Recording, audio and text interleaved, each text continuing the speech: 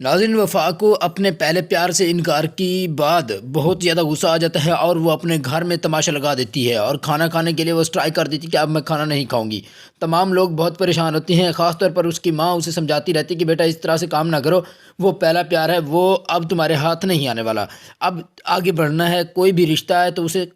ضروری ہے کہ تم قبول کر لو۔ لیکن شفا جو ہے وہ صرف اور صرف وفا سے ضد اب مار رہی ہے، وہ چاہتی ہے کہ اب وفا سے اس کی لڑائی ہو اور وفا کو وہ جیت کر دکھائے، وفا کو اس کا پیار نہ لینے دے۔ یہ صرف اور صرف شفا کہتی ہے کہ میرا پیار ہے اور اسے میں خود ہی لوں گی، حالانکہ وہ خود جانتی ہے کہ اس کی شادی ہو چکی ہے۔ جب اس سے گھر دیکھنے والے آتے ہیں تو اس کا بھائی اسے لینے کے لیے آتا ہے اور کہتا ہے کہ تم ادھر آ جاؤ، تو وہ کہتی ہے کہ میں یہاں پہ نہیں جاؤں گی۔ تو اس کا بھائی کہتا ہے کہ اگر تم نے ادھر نہیں آنا تو پھر میرا مرا ہوا منہ دیکھو گی، اگر تم نے یہاں پہ آنا ہے تو ہم تمام کے لیے خوشی کی بات ہوگی۔ اور ادھر سے ثالث بہت زیادہ پریشان ہوتا ہے کہ وہ اپنی بیوی کو بھی چھوڑ چکا ہے، اس کی بیوی اب اس سے بہت زیادہ ناراض ہے، وہ بھی اس سے بات نہیں کرنا چاہتی۔ دوسری طرف سے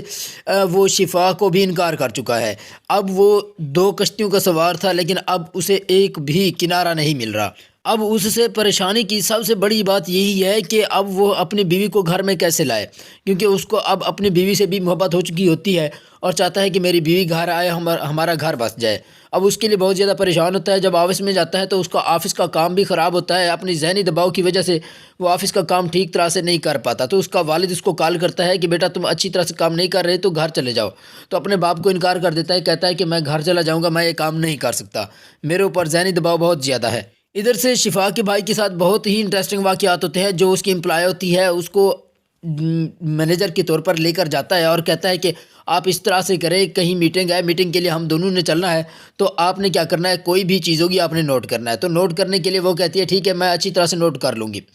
تو جب وہ وہاں پہ چلے جاتے ہیں تو اس کی جو امپلائی ہوتی ہے وہ بہت ہی ڈرامے کرتی ہے اور ساتھ ساتھ مزاحیہ بھی ہوتی ہے۔ اس کے انداز ایسا ہوتا ہے کہ تمام لوگ ہنس لیتے ہیں اور کہتے ہیں کہ یہ کس طرح کی امپلائی ساتھ لائے ہیں جس کو اصولوں کا پتہ ہی نہیں ہے، جو کام کرنا ہی نہیں جانتی۔ تو جب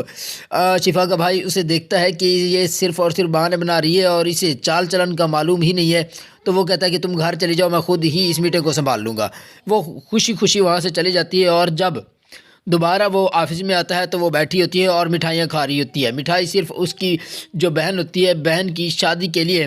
وہ مٹھائی کھا رہی ہوتی ہے اور اس کے لیے وہ شفا کے بھائی کو بھی آفر کرتی ہے اور اس کے بارے میں پرسنل باتیں بھی پوچھتی رہتی ہے۔ اسے غصہ آ جاتا ہے اور اسے کہتا ہے کہ تم اپنے کام پہ توجہ دو، ہماری پرسنل میٹر میں تم نے نہیں آنا۔ اب ثالث اپنی بیوی کو کال کرتا ہے تو اس کی بیوی آگے سے جواب دیتی ہے کہ میں خلا لینا چاہتی ہوں، میں تمہارے ساتھ اب نہیں رہنا چاہتی۔ اس کے لیے وہ بہت زیادہ پریشان ہوتا ہے اور ماں سے بھی کہتا ہے